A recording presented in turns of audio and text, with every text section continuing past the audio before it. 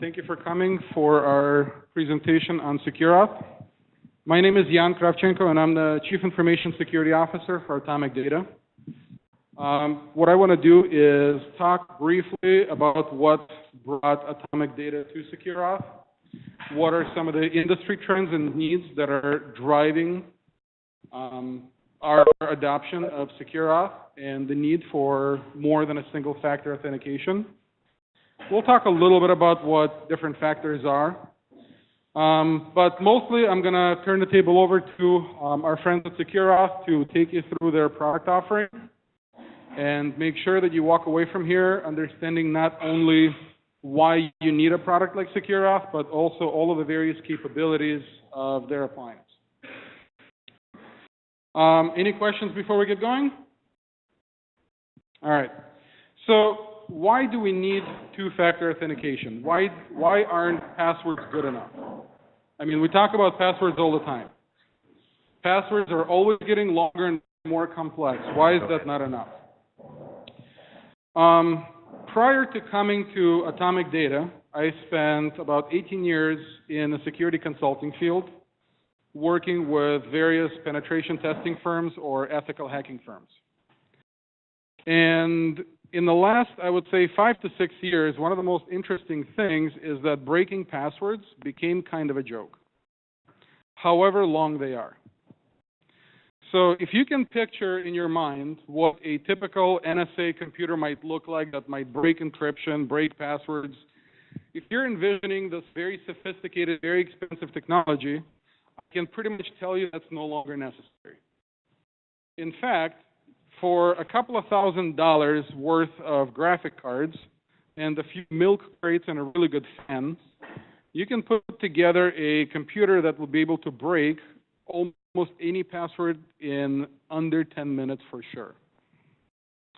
In fact, it's almost a gimmick now at security conferences where companies will welcome you to try to put in a password, however complex you want to make it, and they literally break it in front of you on the screen within minutes of you standing there. How many of you have ever heard of a security breach? All right. How many of you have heard of more than one? 2, 3, yeah, there's a lot of them. So what do those mean? Now, sometimes you listen to it, credit card breach, credit cards are stolen. What does it mean? Sweet, we're all getting free credit report monitoring. But when these websites get broken, there's something else that's in danger that we often don't talk about, and that is your credentials.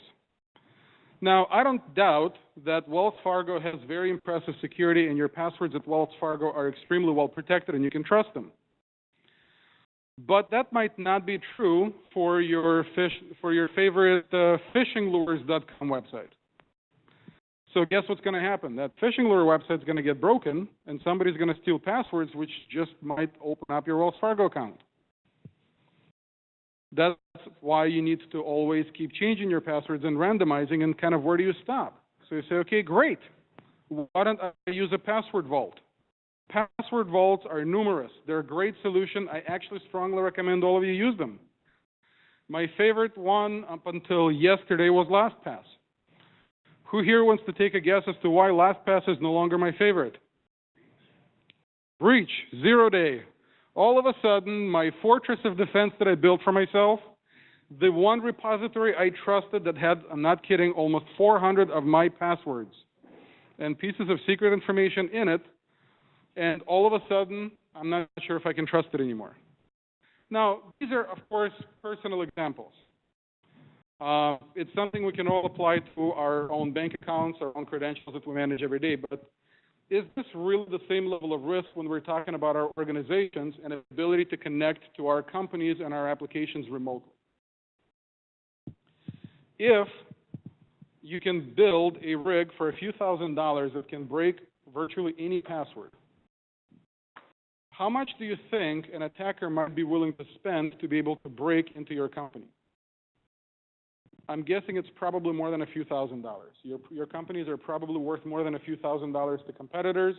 The data you have in your environments is probably worth more than a few thousand. Now, another reason why it's very important to consider other factors beyond passwords is while we are all, obviously, everyone here has a really, really good password set up, employees have long figured out how to bypass good security practices while technically meeting all of the requirements. So, if your password policy is as good as ours, you probably require uppercase, lowercase characters. You require at least 8 characters in length. You might require numeric. You might require a special character. That would be a pretty strong password. I can statistically, from years of pen testing, I can tell you that at least 10% of the people today are going to have a password, summer with a capital S, 2016, exclamation point in the end. Does anyone here have that password right now? Don't, oh yeah, thanks. So that password, technically speaking, meets all of these complexity requirements. And guess what? Changing it on a quarterly basis is easy. Just look outside.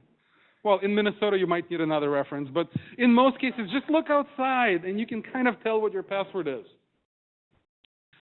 The problem is that if that is all that is required for someone to log into your environment externally or log into your sensitive applications externally, it's too easy. And you can no longer afford to take that risk, which is the reason why, as far as payment card industry is concerned, for years now, two-factor authentication for remote access has been a minimum requirement. This is the reason why more and more organizations are pushing towards two-factor authentication as kind of the new minimum standard.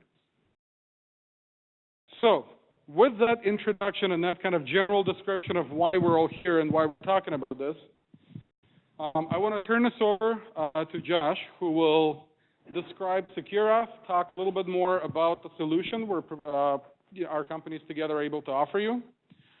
And both of us are going to take questions at the end.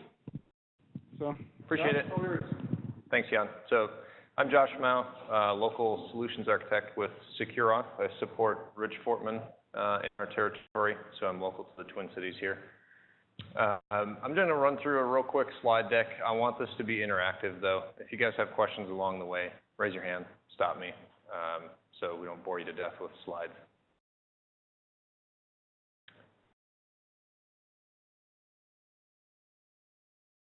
Excellent.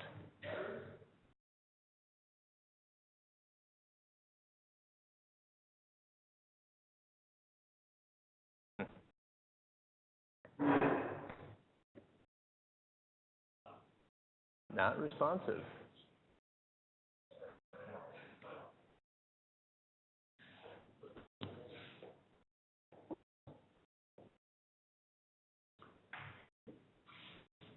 There we go. Sorry about that. So the agenda for the topic today is authentication, today's challenges. Jan's talked a lot about that already. Passwords are being stolen, so if somebody's got your user credentials, SecureAuth can help out with providing multi-factor authentication to strengthen the security footprint. Identity security using adaptive access control, that's kind of the theme of the discussion today. SecureAuth has your traditional methods of multi-factor authentication, but there's also an adaptive access control layering effect to that we can go over today. Give you some context around that, and then discovering context through authentication.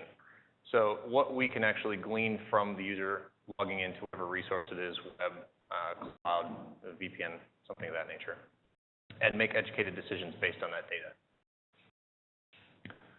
So a little bit about today's challenge. So 308 cybersecurity professionals employed with a full-time specific focus on IT security were surveyed. Jan already did the survey in here for the room, but 59% of those respondents said that their company had been breached in the last 12 months. Statistics show that cybercrimes cost the average U.S. company around $15.4 million annually. Obviously, we have a problem, everybody. If you turn on the news or read a paper, you know, they're local here as well, the breaches that are happening. This is kind of a busy slide, but the typical security infrastructure, we're looking at identity as the new security perimeter. So a lot of us in the room, being in the InfoSec space, are very familiar with endpoint security, network security. Where SecureAuth fits in is more in the identity security. So we're looking at user credentials, layering in our multi-factor authentication with your traditional endpoint and network security.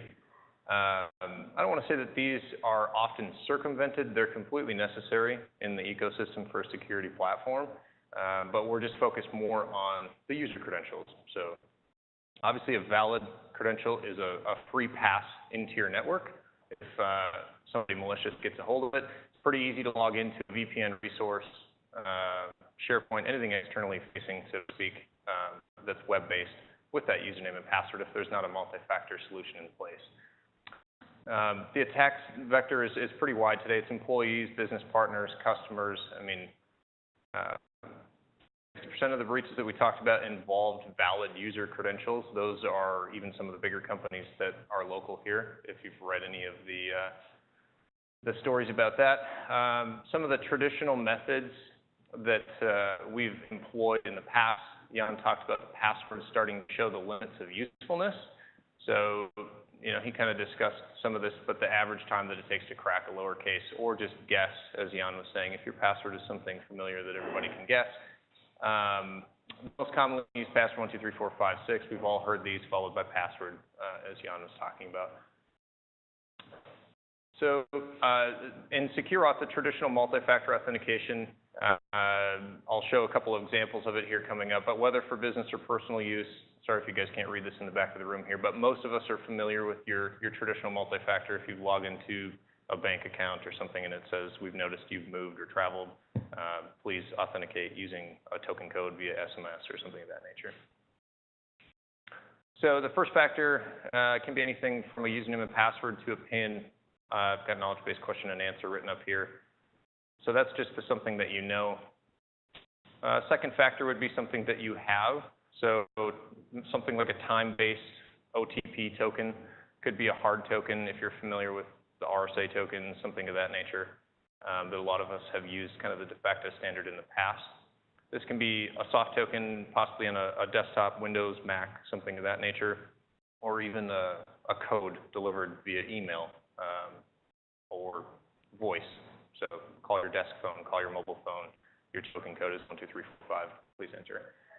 The third factor is going to be something that you are. So this is kind of the new space that we're endeavoring into here. So this is going to be the behavioral biometrics piece of what we'll talk about today. So the something that you are is how you interact with your keyboard, how you're moving the mouse, if you're holding your mobile device, how somebody specifically holds that every single time isn't the same, but it's close to a pattern that we can detect and match against something that we have on record for those user credentials. So a point of note here for this slide is just that a lot of the new standards for, say, PCI DSS, I think 3.2, if you're in the payment card industry standards, they're going to require, I think it's section 8.2, but they require that we've got at least 2 of the 3 in place to protect cardholder access, so providing secure access to our administrators into that cardholder data environment. Kind of a joke here with the 17-factor authentication, Gilbert having a problem here, but obviously traditional multi-factor methods, they're secure and necessary, but these additional steps can slow down our end users, reduce productivity, and most importantly, prohibit user adoption, right? Nobody wants to do something that's difficult when they're logging into a resource. Let's make it as easy as possible.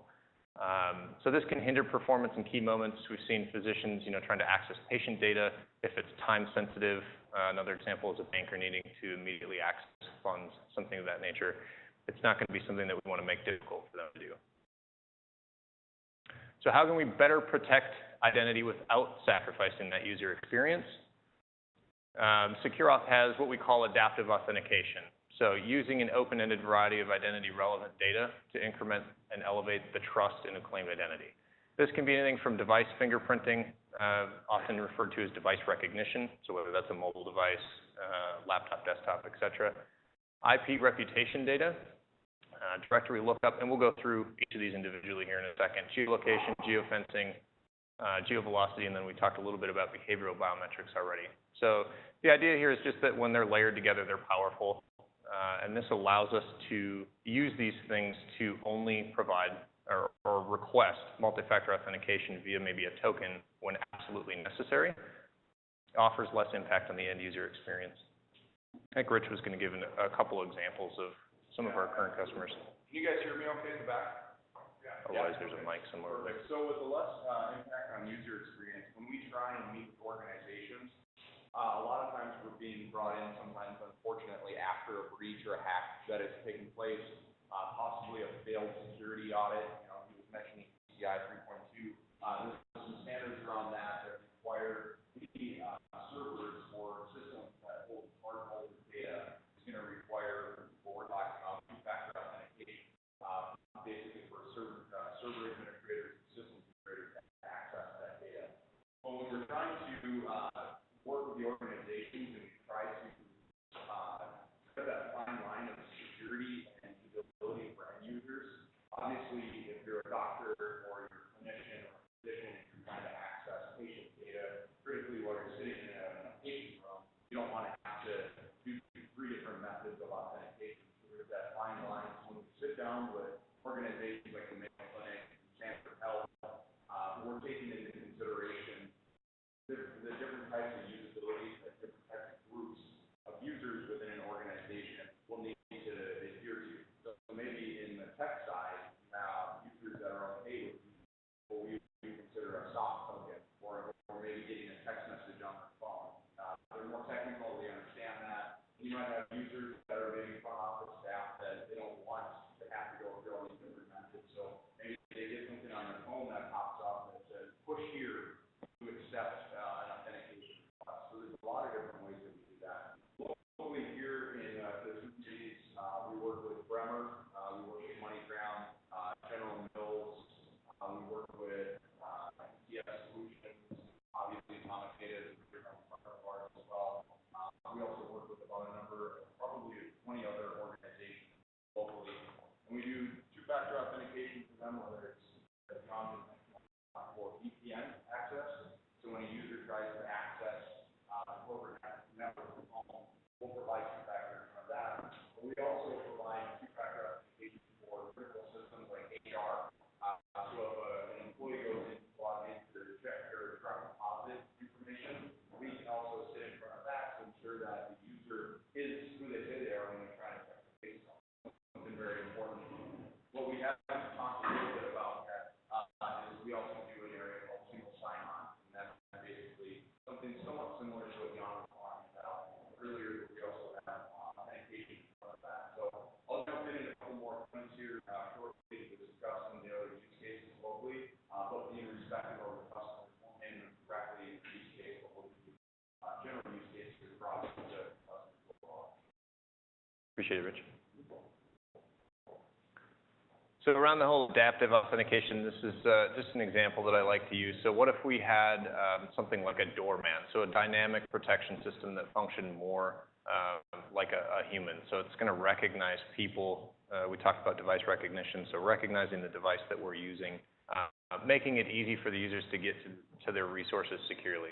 So in this instance, they're part of a community. It adjusts over time. So if we log in the morning from Atomic Data, our IP address might be something where we can capture that in a device fingerprint along with a whole bunch of other heuristics about your browser. If we walk across the street to a different Starbucks or something, or head home and our IP changes, or enough about the machine that we're using, or maybe we just switch devices altogether, we might not leverage that device fingerprint anymore and maybe ask the user to re-authenticate using some form of a token to prove that they are who they say they are. So device recognition, the first time you authenticate, we register that endpoint fingerprint.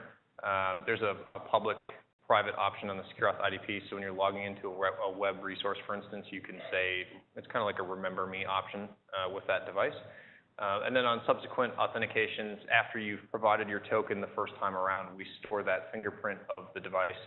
You can validate that endpoint against the stored fingerprint, and you'll see a blip for a couple of seconds where the user's authenticating, leverage that device fingerprint instead of making them reach for a two-factor token.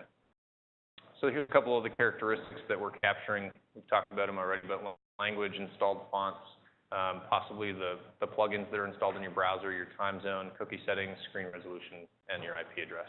And these things are all configurable too, so they're weighted. Some of our customers have different use cases where they have a huge mobile workforce, for instance, so we might weight the device IP address lower because we know that's going to constantly be dynamic. IP reputation data. So SecureAuth has what we call the threat service, and this is an aggregate of multiple sources and feeds. Through that aggregated feed, SecureAuth is able to identify advanced persistent threats, cybercrime, activism, anonymous proxies. For this one, the big one that I always hit on is anonymous proxies. So a lot of the organizations that we meet with at least want to know about folks that are accessing their resources via something like a Tor browser. Whether they make the decision to allow or block that is up to them, but at least to be made aware. Even when the user types in their username, we have a workflow where it's username, password, two-factor, for instance. You can capture all that data up front before they even are allowed to enter their password. So we know you're coming from an anonymous browser. Maybe just block the request altogether, or force them to do a step-up authentication. What's the As far as the feeds? Think of it as like a FireEye. I think we've got a couple other aggregates. There's a Tor database that's the IP is ping against. Newstar for, I think, malware. There's a couple other ones that's constantly being added to, but good question. There's a score that's returned as the user authenticates through the IDP. It will analyze all of the various threat services that we have, and it returns a score via the API. So there's a threat score. If you're logging in and maybe you're logging in from a PC that has an IP address that was just used to purchase something with a stolen credit card, that might be really high risk. Or an anonymous browser, for instance, that might be rated 100. So you can set a threshold. Anything over 80, we're going to consider that high risk, put a microscope over it, force the authentication, or step up, or block it altogether if it's over a 90 extreme risk, that type of thing. Identity store lookup. So this is one of the layers. Another thing that we can do is compare the information in the identities against your directory store. So if you've got Active Directory, users authenticating into a web resource, we have a secure portal that folks often leverage for single sign-on. So if you can imagine these being applications, user logs into an application portal. The apps that they see listed on the portal can be determined based on their group membership. Obviously, folks in finance are going to want to see different apps than those in IT. And another thing on the identity store lookup, the attributes that are typically assigned to users in an enterprise when their account is created, they'll be part of various groups automatically via their provisioning. So if somebody is able to get into your network and create their own accounts, which we've seen happen before, typically it's not going to be done with the same consistency as it would be if it were auto-generated by a system. So. One additional thing on that one is there's a lot of times your corporate users are in Active Directory where you might have consumer-facing applications or vendor-facing applications or services where the stores might be stored in like a SQL database. With SecureAuth, you can also integrate those with Atomic Data systems and be able to integrate into those backend data stores as well. That's usually a differentiating factor between us and some of our other competitors out there is that we can integrate into a number of different stores. I appreciate that. So along those lines too, it's pretty seamless. If some of our customers want to store the username and password in Active Directory, but they want to store other membership profile information, such as a personal email address, mobile phone, maybe even an office phone or something in a SQL database, we can query both at the same time. So when you're authenticating, we can check both data stores at the same time. So pretty flexible solution in regards to that. As far as wherever you're storing your user data, the IDP doesn't care. Another layer, geolocation. So comparing your current geographical location against a physical, meaningful location, known, good, or bad. So if we're logging in here from the US, we see an IP address over from Russia or Moscow, wherever this is indicating on the map here. If we know that all of our employees are only going to be logging in from Minnesota, maybe we just block all the other country codes altogether. So just block all the other ISO codes, only allow the US, vice versa. If you've got employees in 3 or 4 different countries, maybe we whitelist those ISO codes. That way, you're limiting your attack vector significantly. We're only allowing people in from those country codes right out of the gate. So we see a username that comes from something outside of that, block the request altogether right at the front door. Geo-fencing along the same line. So determine if the authentication is within a specific geographical area or a virtual barrier. If you're outside of that proximity, then act accordingly.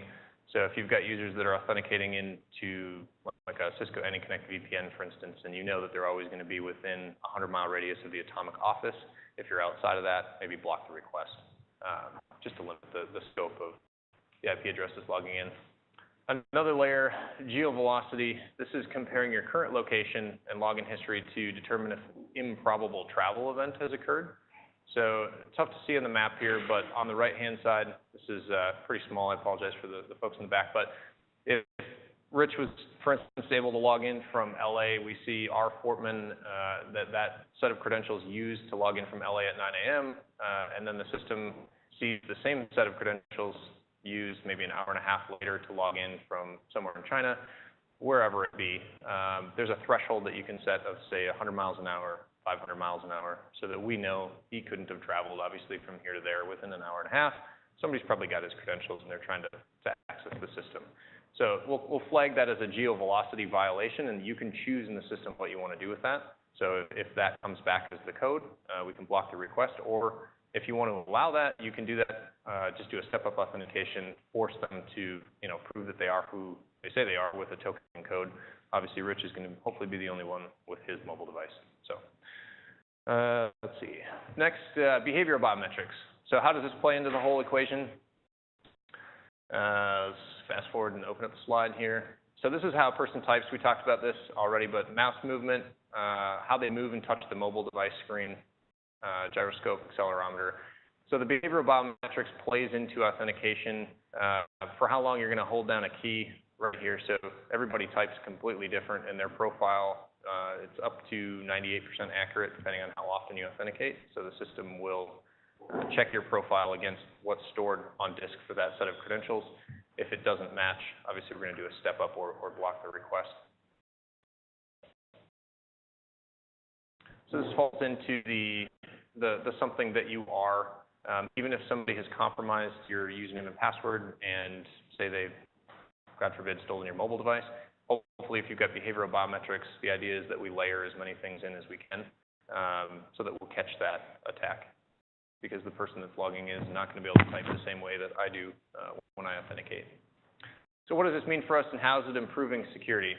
So as I said, even if a bad actor gains access to an already logged in device, they sit down and they've got your compromised user credentials, they're going to be prompted for, or could be prompted for, additional verification or blocked altogether, since they're not going to be acting like the original user would be as they're interacting with the system. Really quick use case example. A legitimate user account is trying to attempt to log into a resource. That user would provide valid credentials, so the username and password is valid. We check all the other risk checks that we've got. Device recognition, threat services gives the green light or the thumbs up. The request is coming from a known good location. There's no improbable travel event, so we check all of the other layers.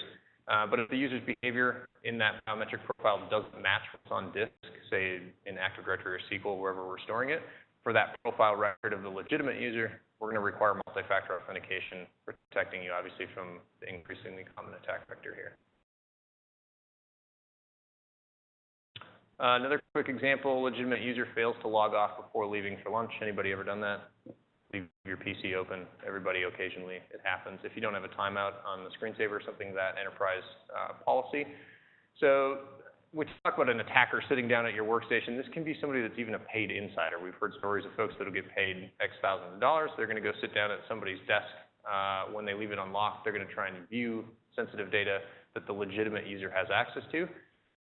But because the attacker's typing sequence, mouse movements, et cetera, don't match that legitimate user's behavior, the IDP is going to require multi-factor authentication thwarting the attack. So this is really common in a use case for bank wire transfers for money. So it doesn't have to be only on a username and password when you're logging in. So that's typically what we think of. Let's analyze how they're typing their username and how they're typing their password. But if you had for instance, a web application where they're interacting with certain fields, you can key whether or not we're going to analyze on a field-by-field basis.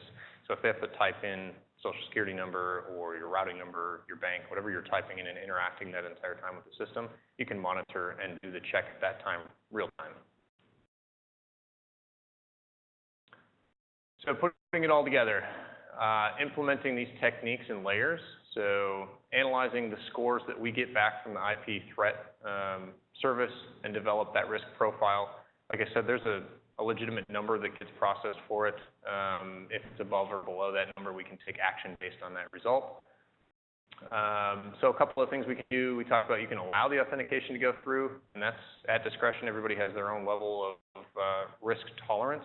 So some folks say if your score is above 50, that's great. We're going to let you in. Others say if it's not above 95, there's always going to be a variance there for everybody. But the other action we can do is step up the authentication, hopefully allowing the user to still authenticate, but force them to prove through a token that they are a legitimate user using that credential. Another one that we see, but it's fairly rare, is to redirect. So some folks have had internal honeypots where the security department has said, when we throw the microscope over somebody that's logging in and notice that they're coming from a known bad location or a known bad IP address, something of that nature, we don't want to let them know. So redirect them to our internal honeypot, gather as much information as we can about the authentication, how often they're logging in, obviously not letting the attacker know.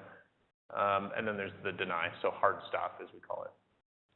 So we're able to tailor this to the organization's risk tolerance and then deliver security with really low friction. So the key here is just that the users aren't aware of it. The device recognition that's happening behind the scenes, the users don't know that we're capturing that when they're authenticating. You can set it as a default to use device recognition on every one of the devices that they're on, if you prefer. That and the threat services in the background that we're using to analyze the IP address, obviously that's done behind the scenes unbeknownst to a user. So using context in other systems, we talked about grabbing context from the authentication request and what can we do with that. We're going to talk about SIM dashboards possibly. So so a lot of times with SecureAuth, especially with Atomic Data systems, when you have an authentication request, you get dashboards and reports that basically you're able to provide executive management. A lot of times you make an investment, executive management, and especially on the financial side, when you see what type of investment return they're getting on it. With SecureAuth integrated into some of the systems and with the Atomic Data, we're able to actually set out reports and dashboards that you provide to executive management that says, look, we stopped 882, authentication requests over the last month. We stopped, 100 authentication requests from Russia, wherever it might be, all these different areas. And you can take those and you can provide those to your executive management to show kind of the return on investment there. So that's something that with Atomic Data to help you do really good value in that. Yeah, we're continually trying to expand the context that we get in the SIM, in our logs. So if you funnel everything through the IDP, all of your web applications, VPN, mobile, et cetera, that goes through the IDP, we can spit that out either on disk locally, but typically it's to a SIM. And we're constantly looking to expand the context that we have there. So, being able to determine that a user has tried to access one of your resources, but they've abandoned the session 22 times, right? Every time it gets to multi-factor, they abandon it. So we might be able to find a pattern, so to speak, with that user credential and find out that somebody's using it that shouldn't be. The other thing here that Rich didn't talk about was the alerts. So typically we see an alert sent out from the SIM. So if a username and password, doesn't matter who it is going through the system and they've tried to log in 25 times, whatever your threshold is, and we notice that, put the microscope on it, send an alert to the help desk, maybe disable the account, tell the user to change their password, see what's going on with that user credential. So a lot of good context that we can get and gather through the whole authentication workflow. So there is hope, adaptive authentication. So the new techniques that we talked about, behavioral biometrics, can be combined with the existing, I don't want to call them the de facto standards, but SMS, hard token, soft token, things like that, to increase security, but not do so at the expense of the end users. So trying more and more to do this behind the scenes and not having users reach for a token, et cetera, but achieving the same level of security. So we get greater analysis and control of the authentication when everything's running through the IDP, being able to gain all the visibility that we get through the logs for dashboards like Rich was talking about, et cetera. And this is balancing security with better user experience and preventing the preventative methods, are failing, but you can tighten the net around security.